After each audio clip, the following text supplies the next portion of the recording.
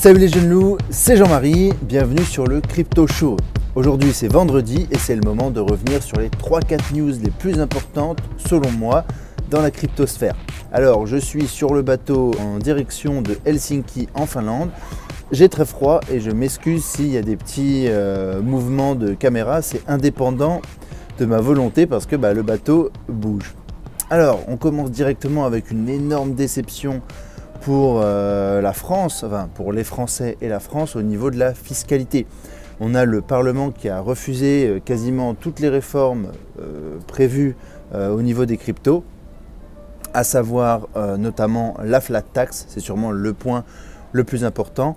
Actuellement on était sur un régime qui était aux alentours de 36%, c'était du 19% plus CSG RDS qui nous amenait vers 36,2% de taxes sur les plus-values crypto. Et normalement, il devait être voté une réduction de cette peine et passer à 30%. Maintenant, ça a été complètement balayé et donc on reste sur le système actuel de l'ordre de 36%. Et la mauvaise nouvelle, c'est que pour les personnes qui ont déjà un gros salaire, donc par exemple une taxation à 45%, en fait, la taxation sur leur plus-value crypto serait 45% plus CSG RDS qui nous amène à peu près 60%. Donc, c'est pas très cool et ça incite pas à rester en France. Donc, c'est un petit peu dommage. D'un point de vue personnel, je suis vraiment déçu parce que on avait Bruno Le Maire, Emmanuel Macron qui faisaient des annonces flashy. Alors on veut que la France soit une nation à start-up, on veut qu'on est prêt pour une blockchain révolution, mais au final c'est beaucoup de paroles et derrière il n'y a pas grand-chose, quoi. Donc c'est vraiment décevant.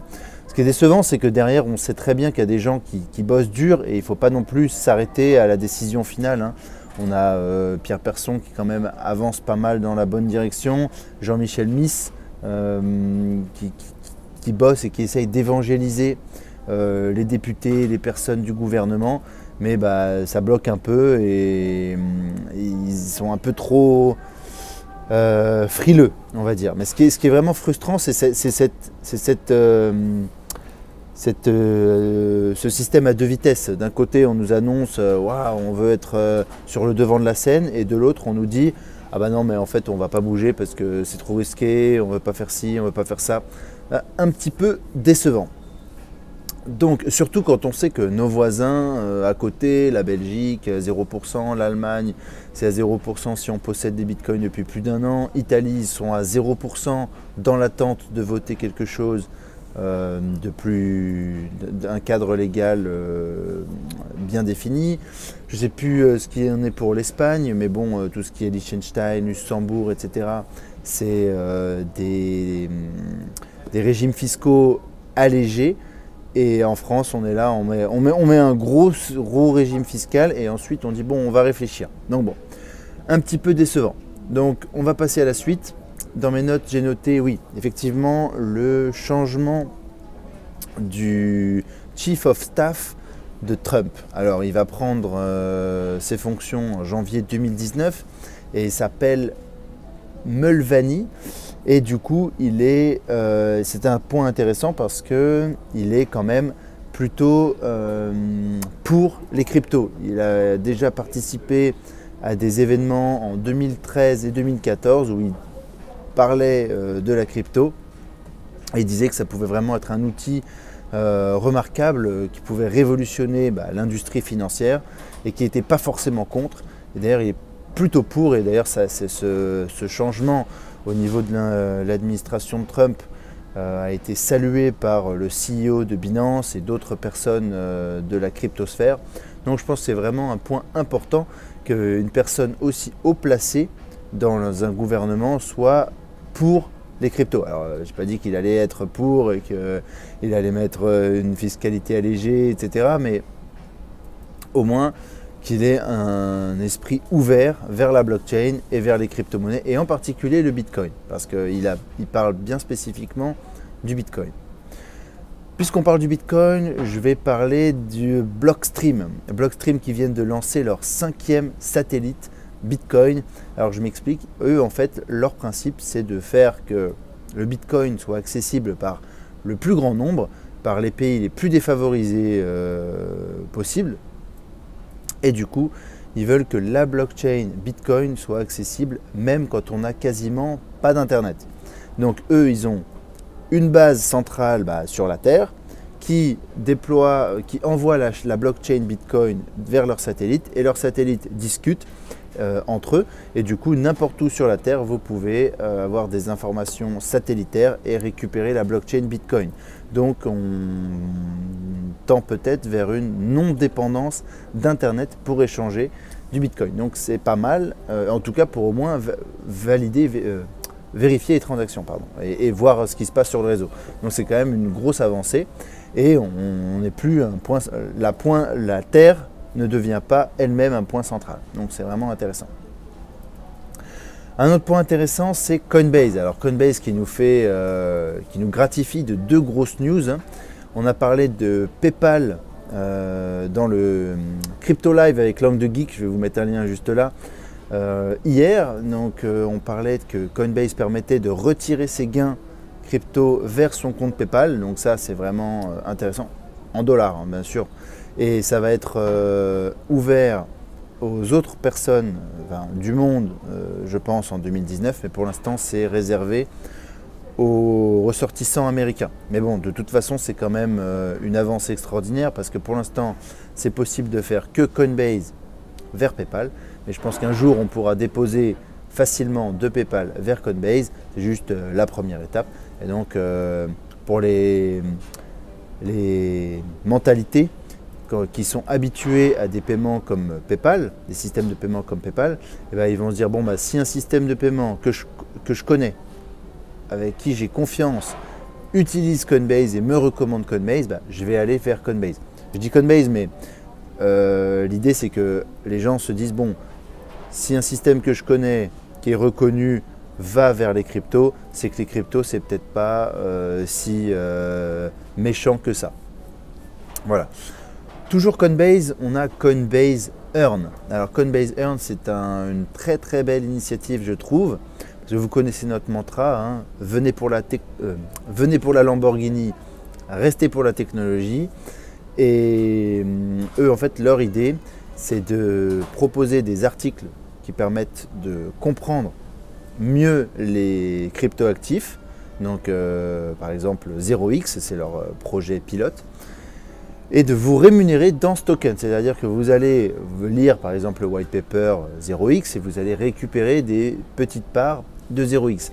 Donc je trouve ça vraiment intéressant parce que la population monte en compétences, 2, elle gagne à lire vos articles, et donc c'est un cercle vertueux, quoi. Et en plus pour Coinbase, bien évidemment, vous êtes sur la plateforme Coinbase, ils vont vous créditer sur votre wallet Coinbase, donc bon, d'un point de vue business model, c'est vachement intéressant de leur part, mais au-delà du fait qu'ils gagnent beaucoup d'argent avec ça, je parle pour la montée en compétences globale des gens, je trouve ça vraiment louable, et probablement ce sera salutaire. Je fais une petite parenthèse avec le navigateur Brave. Je vais préparer une vidéo dans pas longtemps sur ce navigateur, parce que je l'utilise quasiment tous les jours, et il est vraiment dans cette optique-là. Il est orienté blockchain, et l'idée c'est que vous puissiez rémunérer des pubs que vous aimez en BAT, ou alors aussi si vous activez, pouvoir être rémunéré si vous regardez certains types de contenus en BAT. Voilà. Bon, c'était la parenthèse. Je terminerai sur une dernière news qui est l'Iran. Alors l'Iran qui apparemment se tournerait vers le minage de Bitcoin, parce qu'avec toutes les sanctions que les US leur mettent, ils se tournent vers le minage de Bitcoin, et apparemment ce serait rentable pour eux. D'autre part, on a les étudiants iraniens en Angleterre qui ont du mal à recevoir des dollars et à convertir et à échanger dans une monnaie transitoire entre par exemple leur monnaie en Iran et le pound en Angleterre. Donc souvent faut passer par le dollar, mais du coup il y a des gros frais, et du coup ils se retrouvent à utiliser le Bitcoin parce que c'est facile et c'est efficace et c'est simple. et ils perdent pas trop d'argent. Donc on a un nouvel usage du Bitcoin qui permet de contrer, entre guillemets, certains effets de bord du système financier actuel.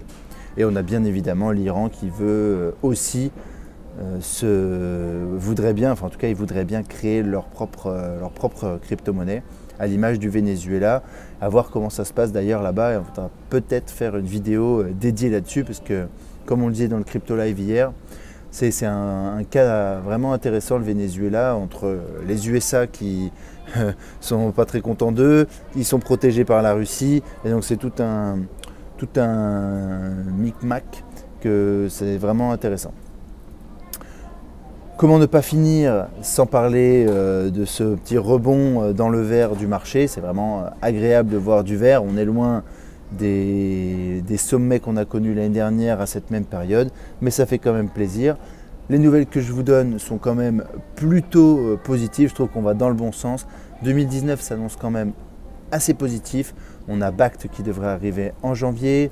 On a le Nasdaq qui devrait proposer des futurs. Donc on a vraiment les institutions qui seront les principaux joueurs, je pense, de 2019. On avait 2017 qui a permis cette montée fulgurante du marché grâce aux ICO. Donc c'est Ethereum et les ICO qui ont vraiment mis le marché, propulsé le marché sur la scène internationale, carrément. Et ensuite, en 2018, c'était une année complètement de correction, comme dirait le CEO de Binance. Et 2019, j'espère voir une remontée fulgurante et une prise de conscience aussi des gens en ce qui concerne les cryptos, le Bitcoin. Et malheureusement, j'espère que ce ne sera pas trop tard pour certains, parce que là, le moment est extraordinairement intéressant pour investir. Et d'ailleurs, je ne l'ai pas sous les yeux, mais si vous souhaitez, je ne l'ai pas dans la main, mais si vous n'avez pas encore fait vos cadeaux de Noël et que vous voulez comprendre comment investir dans les crypto-monnaies, vous pouvez acheter notre livre. Je vais vous mettre un petit truc, une petite image ici. Il est disponible sur Amazon. C'est encore temps pour le recevoir avant Noël. En attendant, je vous dis à la prochaine vidéo. J'espère que ça vous a plu.